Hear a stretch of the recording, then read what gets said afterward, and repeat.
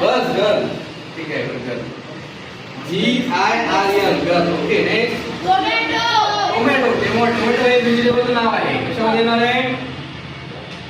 Proper मध्ये नाव आहे. Hospital. Hospital मध्ये येणार आहे. कॉमन मध्ये. नेक्स्ट. रोहन नाव. रोहन हे मुलाचं नाव असू शकते. कशामध्ये येते? प्रॉपर मध्ये. चला. बॉय. बॉय शब्द. नेक्स्ट. टायगर. टायगर हे ॲनिमलचं नाव आहे. सगळ्याच प्राण्याला आपण टायगर म्हणू शकत नाही. चला प्रॉपर मध्ये. नेक्स्ट. पिकॉक हे पक्षाचं नाव आहे. सगळ्या पक्ष्यांना आपण पिकॉक म्हणू शकत नाही. पिकॉक. नेक्स्ट. ताजमहल हे एका वास्तूचं नाव आहे. ठीक आहे त्यामुळे प्रॉपर मध्ये येते ताजमहल. नेक्स्ट. पुणे.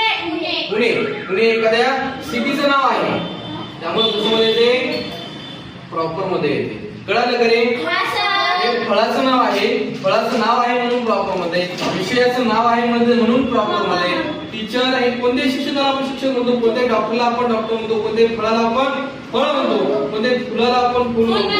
परंतु कोणत्याही फळाला आपण मँगो म्हणू शकत नाही. वैयक्तिक नाव आहे. प्रॉपर नाव आहे. हक्काचं नाव आहे म्हणून ते कशामध्ये जाणार आहे? प्रॉपर मध्ये जाणार आहे.